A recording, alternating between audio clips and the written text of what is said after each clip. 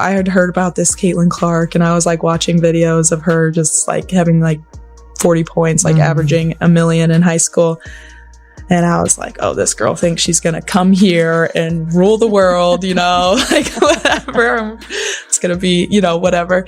And there she did, came in right away and ruled the world. And I was like, all right, here we go. Kate Martin's WNBA journey began with promise, but quickly spiraled into frustration.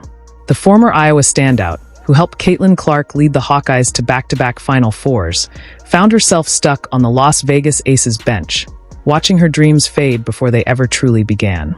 Game after game, her minutes disappeared, her confidence dwindled, and the team that was supposed to nurture her growth seemed content to let her drift into obscurity. Then came the call that changed everything.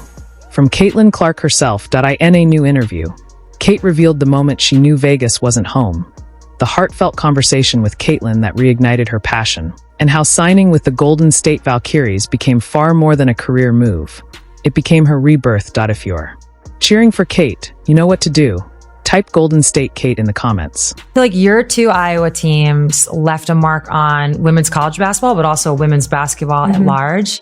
Is that like kind of crazy to think about? Like you were a part of something that was a catalyst for this like larger. To understand how we got here, you have to go back to Iowa. Before Caitlin Clark and Kate Martin turned Carver Hawkeye Arena into one of college basketball's wildest stages, Iowa women's hoops barely registered on the national map. Then everything changed. Together, they rewrote the story. Every home game became must-see basketball, not because of hype, but because of how they played. Caitlin brought the flash, logo threes, viral moments, pure electricity. Kate brought the foundation, poise, balance, and the quiet precision that made everything click. She wasn't a sidekick, she was the system. Just remember, you have that summer before, and she was doing things that I had never seen anybody do before. And as a freshman to come in and have that kind of confidence, like not everybody has that. Like I was like, oh, I haven't really seen anything like this. And so we knew she was going to be outstanding. And then, at the beginning of the year, we had some big wins and there was highs and lows that year for sure. But, it took us a little bit to figure it out. But it obviously turned out better than I could have ever expected or thought. Let's talk about those Final Four runs in 2023 and 2024. Everyone remembers Caitlin Clark lighting up the scoreboard, the 40-point games, the shattered records, the viral highlights. But look a little closer. Kate Martin quietly averaged 13.1 points and nearly 7 rebounds per game. Those aren't role player numbers, those are leader numbers. Yet Kate possessed something rare. The wisdom to know that her biggest strength wasn't in outshining Caitlin, but in elevating her.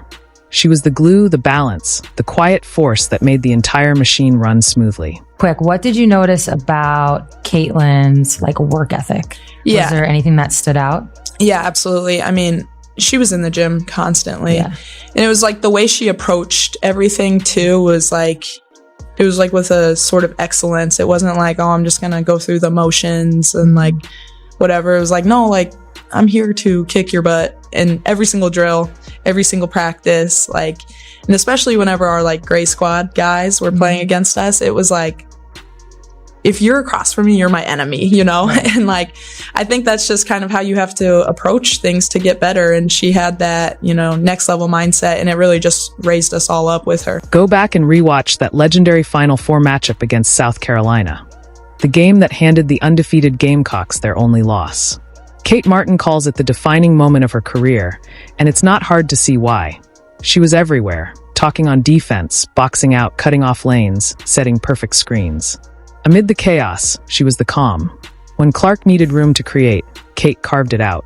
When teammates wavered, she was the steady voice that grounded them. That's leadership you can't teach.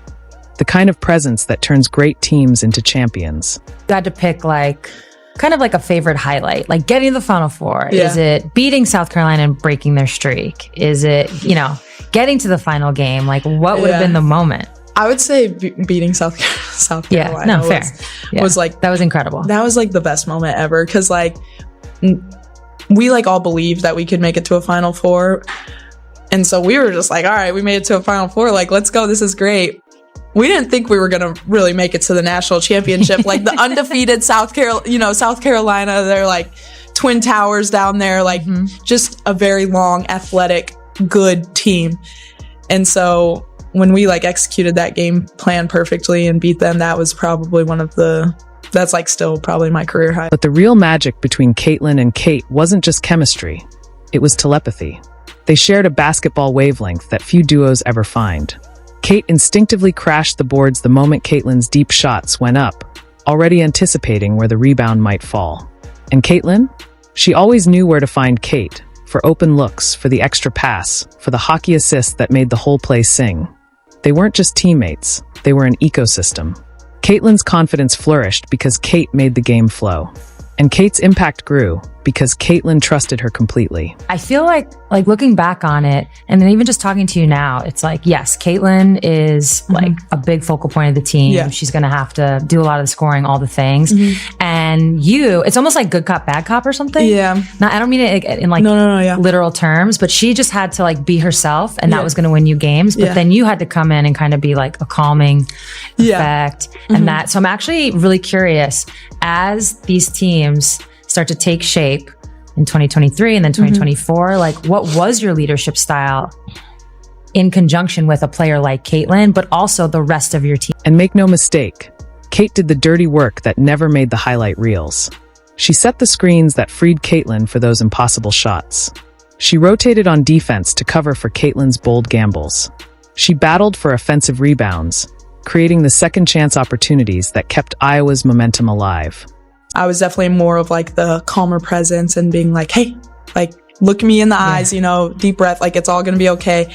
And I think like the leadership style that I really had was just like trust. Like she trusted me because she had seen me like putting in the work in the gym. She knew how much I cared. Like I was only 2 years older than her, but like she believed that like I had her best interest in mind. And like I showed her that over and over again. Like I built a relationship with her outside of basketball. I tried to build relationships with all my teammates outside of basketball. So it wasn't like the only time I'm talking to you is out on the court and telling you like, hey, like you can't do that, or like, hey, like do that, you know, whatever. Is like, it's called relationship equity. Exactly. The reason the Hawkeyes were feared wasn't just because they had a superstar.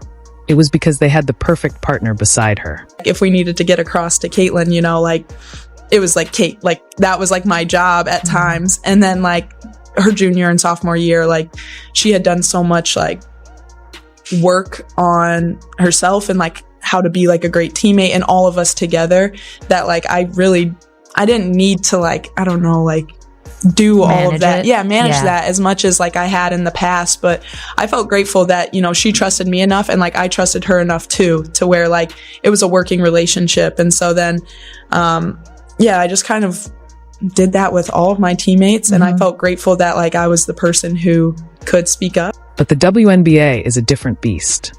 Kate believed that the same Iowa magic, that blend of chemistry, toughness, and basketball IQ, would seamlessly carry over to the pros. Instead, she ran headfirst into a wall in Las Vegas.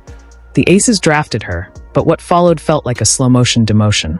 While Aya Wilson and the team's veteran core dominated the minutes, Kate was left on the bench, watching her dream stall.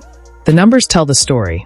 In May, she averaged a solid 20 minutes per game, respectable for a rookie. By September, that number had fallen to just 11.5. Her production dipped to 2.6 points and 1.6 rebounds per game. Those aren't numbers that reflect a lack of talent. They reflect a lack of opportunity. The same player who once outworked everyone on the court was now being told to grab a towel. And stay ready for what, exactly?